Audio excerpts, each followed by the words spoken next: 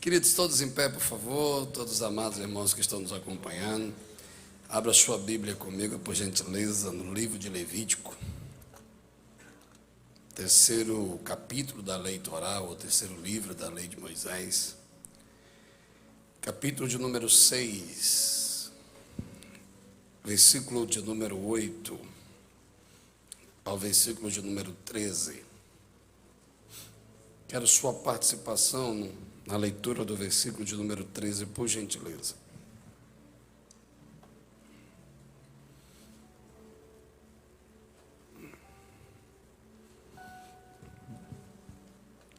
Livro de Levítico, capítulo de número 6, versículo 8 ao versículo 13.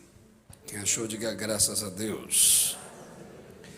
Falou mais o Senhor a Moisés, dizendo: dá ordem a Arão e seus filhos, dizendo: esta é a lei do holocausto. O holocausto será queimado sobre o altar toda noite até pela manhã, e o fogo do altar arderá nele. E o sacerdote vestirá suas vestes de linho, e vestirá as calças de linho sobre a sua carne, e levará as cinzas, quanto o fogo houver consumido o holocausto sobre o altar, e porá junto ao altar.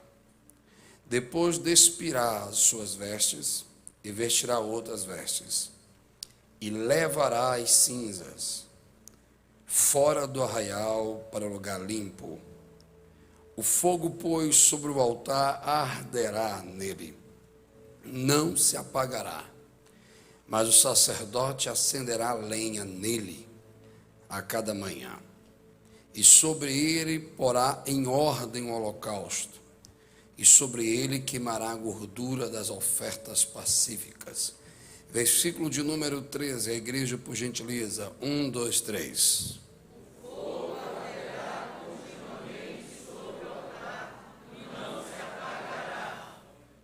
Pode sentar, queridos.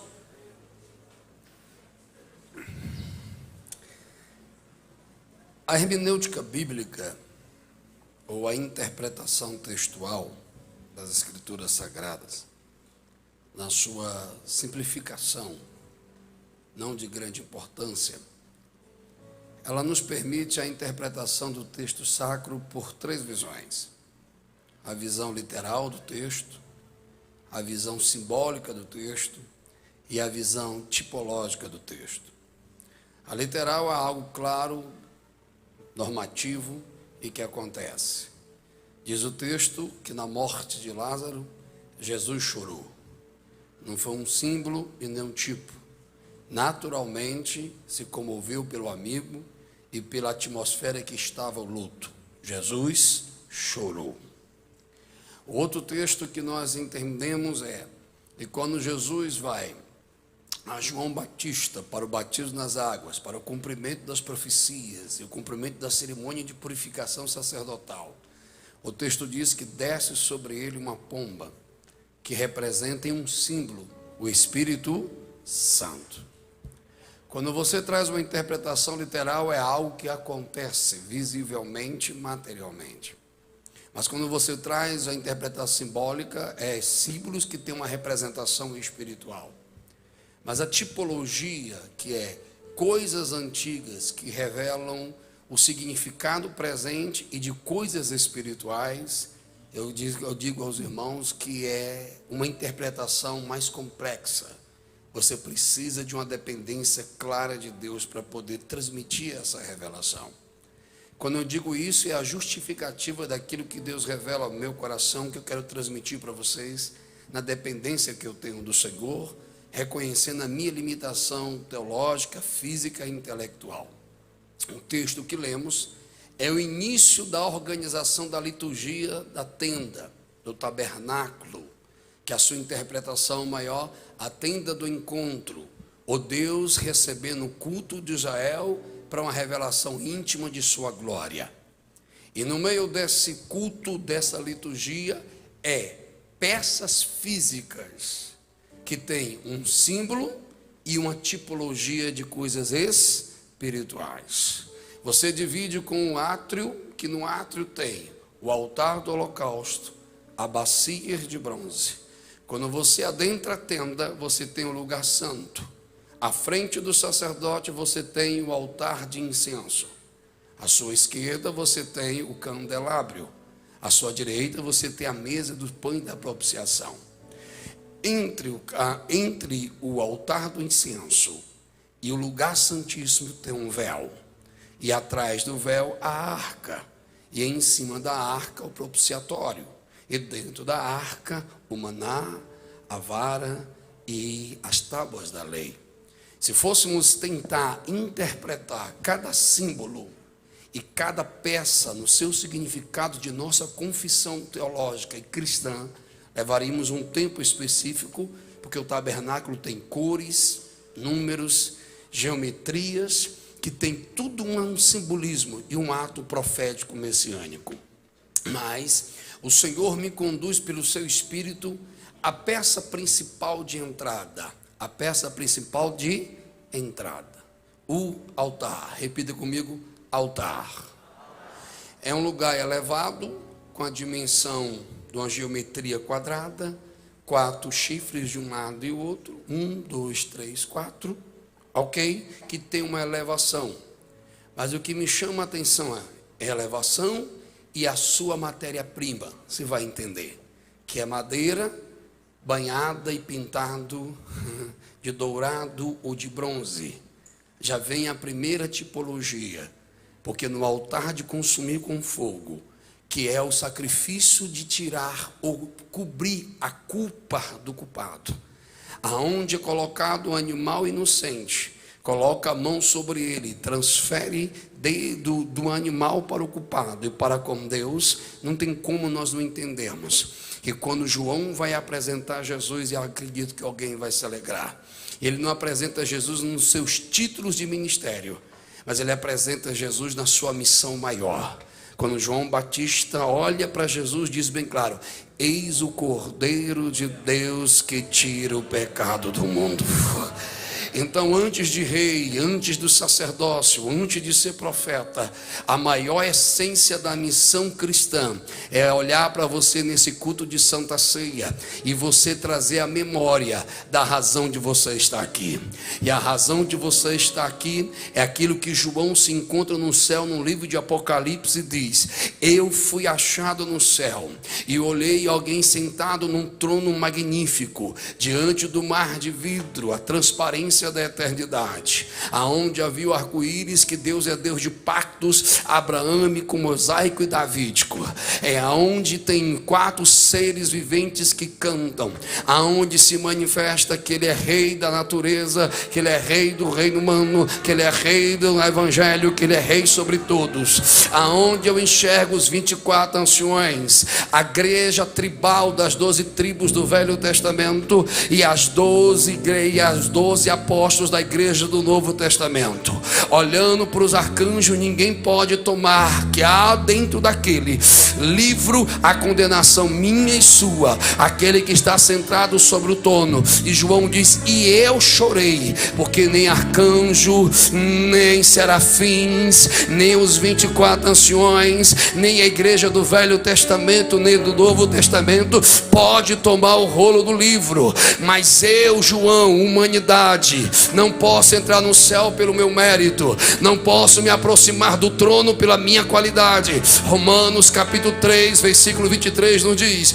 todos pecaram e foram separados da glória de Deus, e ninguém pode olhar para o céu e dizer: eu mereço perdão, eu sou bom. Ninguém pode. Então eu, João, chorei, que nem Abraão pode perdoar os meus pecados, que nem Isaac pode perdoar os meus pecados, que nem os profetas do Velho Testamento. Mas alguém olha para mim e diz: João, para de chorar, porque alguém é digno de tomar o livro.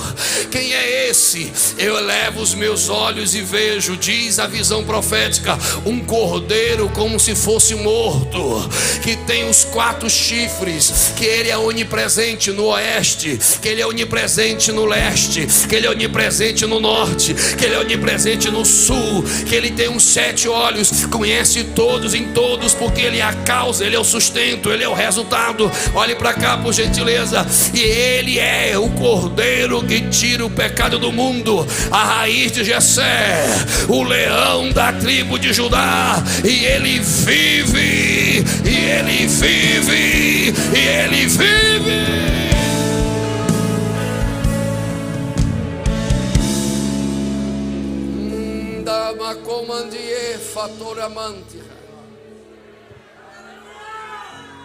Antes do altar ao Cordeiro, posso ter altar, lugar de culto, elevação, espiritualidade da liturgia, sacerdócio, aquele que administra a liturgia, aquele que oferece o culto.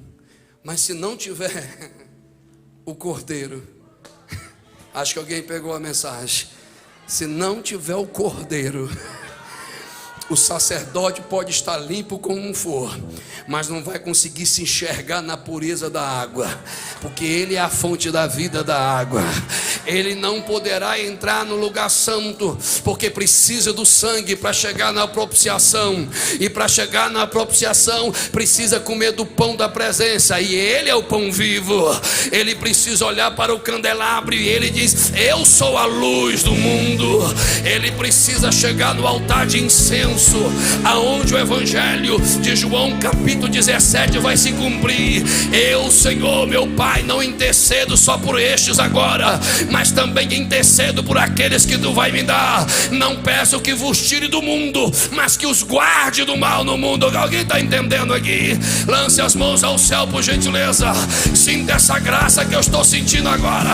Ei! Então, antes de qualquer ação sobrenatural, ministerial, antes de qualquer organização de liturgia, precisamos voltar. Alô, tem alguém aí? Ao altar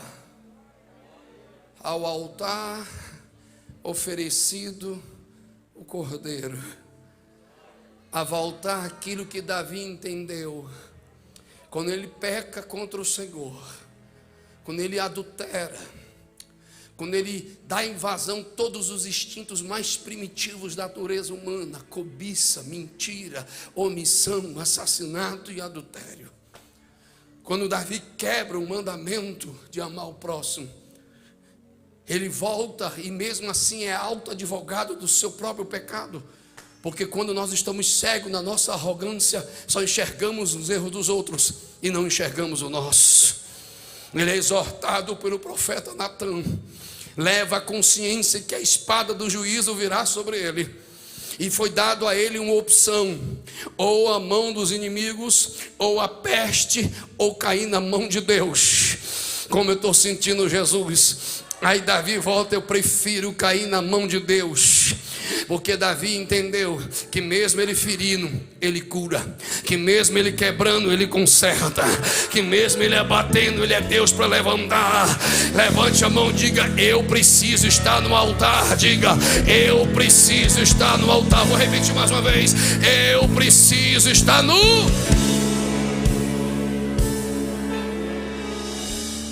Davi, quando recebe a exortação, que presença linda está esse culto.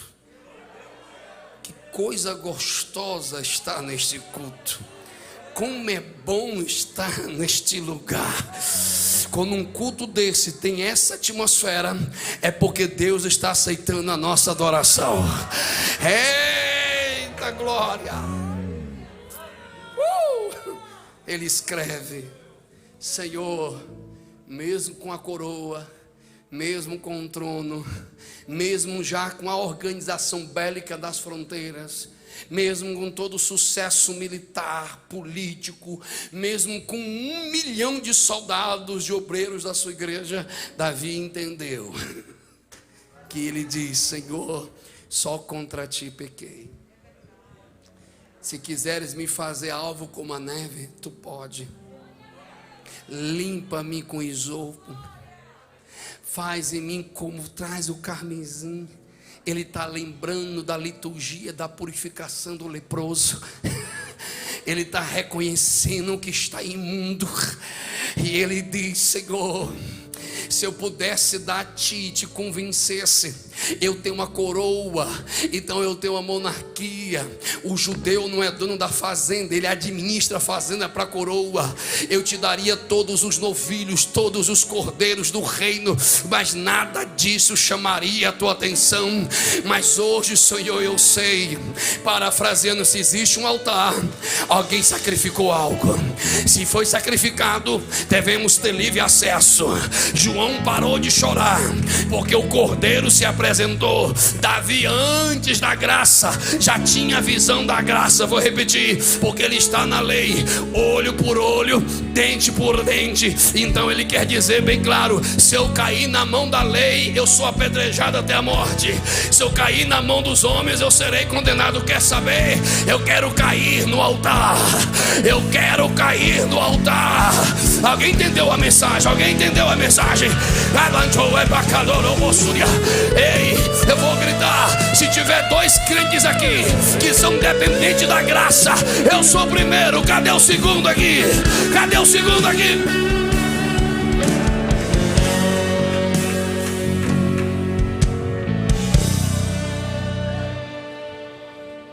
Ele está enxergando além, pastor Eduardo. Ele está enxergando além do momento. Ele está percebendo o processo da graça. Humanamente, juridicamente, Davi tinha todas as justificativas de condenação. Acabou. Mas ele enxerga e diz: glória. O Senhor não se vende. O Senhor não se corrompe. O Senhor não se compra. Eu te daria todos os holocaustos, mas nada disso adiantaria, porque tu estás querendo de mim. Glória. Uma coisa eu sei, que tu não pode rejeitar. Vou falar baixinho: um coração quebrantado e um espírito contrito. Será que nesse dia 13 de dezembro do ano de 2020, o ano que foi marcado pela doença, pela morte, pela desorientação generalizada, pela destruição emocional, existe ainda crentes resilientes, crentes que apanharam, perderam, mas mesmo assim não deixaram de depender da graça? Será que nesta catedral de Madureira existe dois tipos de crente? Aquele que observa e aquele que deseja. Aquele que observa vê o altar de longe, mas aquele que deseja, ele se entrega à graça. Cadê os corações quebrantados? Eu vou deixar você adorar por 1 minuto. Recebe um som aí. Adora.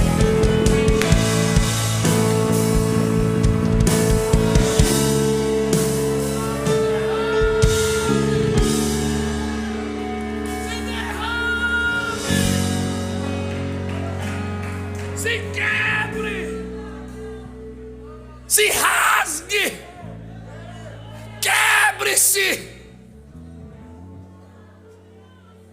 chore, borra essa maquiagem, amasse essa gravata, volte à essência do avivamento, volte ao altar. Volte ao que Joel diz: não rasgues vossas vestes, mas rasgue vossos corações. Aleluia, aleluia, aleluia, aleluia, aleluia. Vem. Ele entendeu que sem quebrantamento, arrependimento, sem dependência, o altar só é mais uma peça. O altar só mais uma liturgia e não mais uma essência. Porque antes de entrar nas profundezas de Deus, tem que passar pela madeira. Alguém pegou a mensagem? E pelo bronze. Pentecoste não veio antes da cruz. Pentecoste veio depois da cruz. Se você não entender o que é salvação, você nunca vai entender o que é Pentecostes. A maioria de nós pentecostais, arminianos, protestantes, priorizamos línguas estranhas e esquecemos do que sustenta o fogo. Ah, você não entendeu? É lá que tem um cordeiro, aí vem a lenha, para depois vir um fogo. Antes do Pentecoste tem cruz. Na cruz o teu ego é crucificado. Na cruz o teu ego é pendurado. Na cruz aquilo que te impede de ser cheio é colocado. Cadê os pentecostais aqui?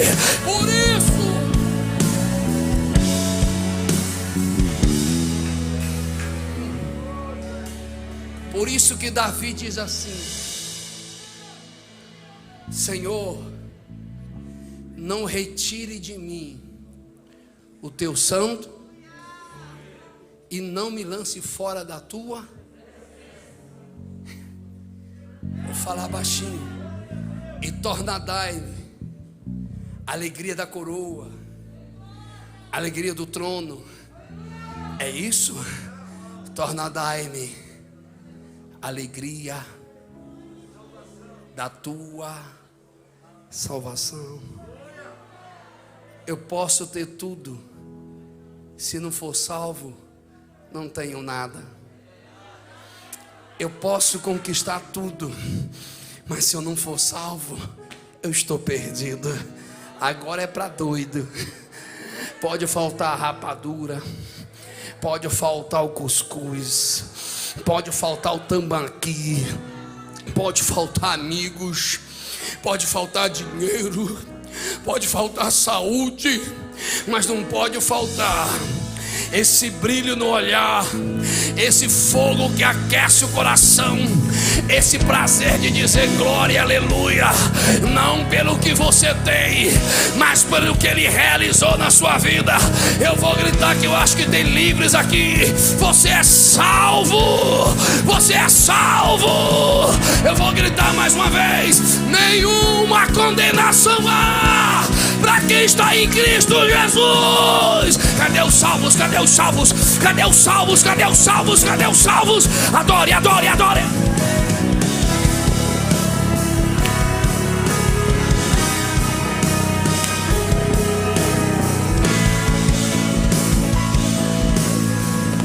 Deixa eu sintetizar.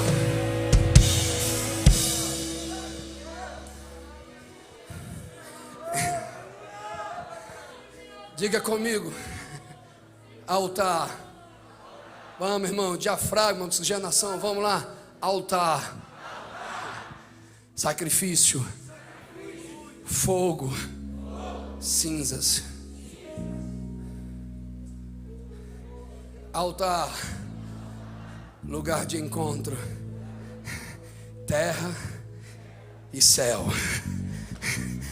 Condenados com inocente, miseráveis pecadores com um perdoador. Ele ficou não na terra e nem no céu, ele foi levantado à altura. E ele quer dizer, acho que alguém vai dar glória: o Filho de Deus se fez homem para transformar os homens em filhos de Deus. Ele desceu da eternidade e na sociedade desceu de mestre a criminoso na cruz. Da cruz ele desceu às profundezas. Acho que alguém vai reagir. Mas ao terceiro dia ele olha para a morte, ele olha para o mundo dos mortos e diz: esses que estão aqui merecem estar porque devem, mas eu não posso ficar porque eu não devo. Não fui gerado em pecado, não nasci em pecado, não cresci em pecado. Eu sou o justo, eu sou o cordeiro que tira o pecado do mundo e ressuscitou ao terceiro dia. Quem serve esse Cristo aqui, lance as mãos para cima, pelo amor de Deus, envergonhe o inferno e adore.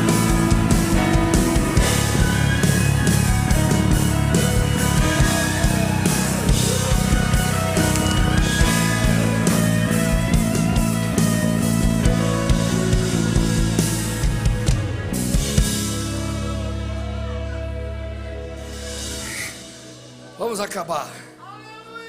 Diga: altar. Encontro do perdão. para o pecador. Aonde você alcançou isso?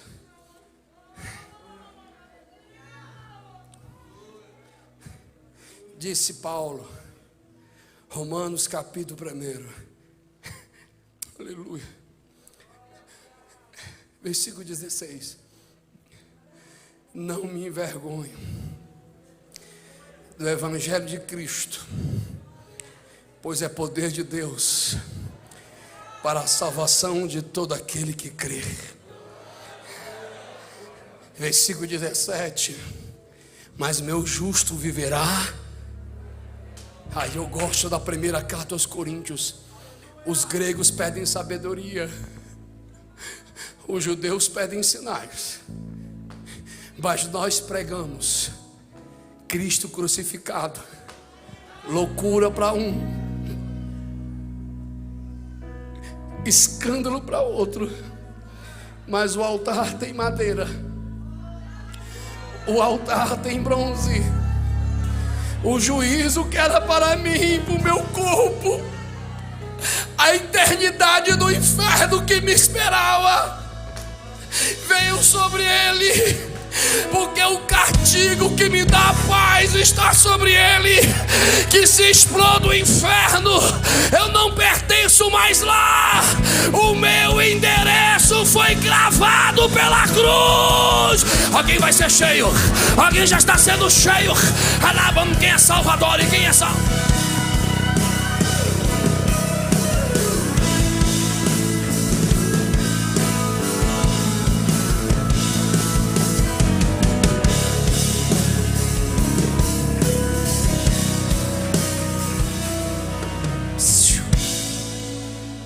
Não faça mais do teu culto uma rotina.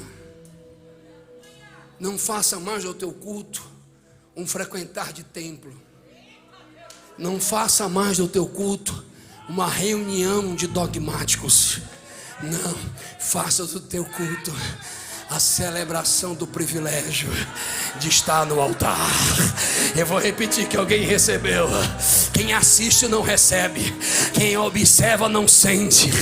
Quem entra do mesmo jeito e sai do mesmo jeito é quem nunca entendeu a cruz.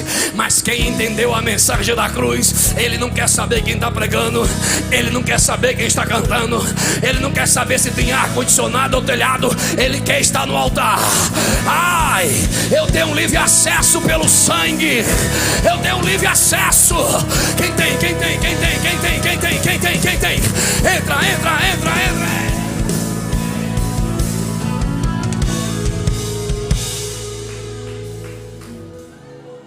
Tem um irmão de paletó lá atrás, acabou de sentar, calvo.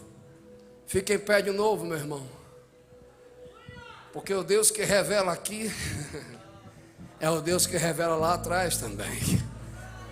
O meu Deus que eu sirvo incendeia o meu coração, aquece a minha alma e manda verbalizar uma palavra profética. No vale, ou somos ossos ou somos profeta, e tu escolheu, mesmo na calamidade, adorar. E porque tu escolheu adorar, hoje o Senhor te diz: tem saúde para ti e tem saúde para a tua casa. Enquanto tu levanta a mão e adora, eu vou visitar o filho pródigo que foi ensinado na minha casa, e por amor a tua oração vai voltar, porque o Pai está trabalhando lá. Recebe essa unção agora no nome de Jesus. Seja cheio. Eita, que glória! Tem uma glória para descer aqui, tem uma nuvem de glória descendo aqui.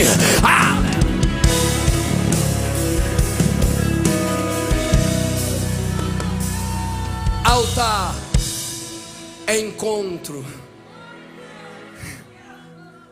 do adorador com aquele que se deve adorar. Altar é encontro daquele que não merece, mas tem o privilégio de receber. Levante a mão, por favor. Diga: enquanto eu crer, quem me sustenta não é a opinião dos homens, nem o resultado do momento, mas é a graça. Graça, graça, graça, graça, graça. Jesus vai batizar alguém com o Espírito Santo no meio da igreja agora. É um, aleluia. É dois, é lancho, é eminência. É três, receba onde você está aí. Graça. Mas deixa eu resumir aqui.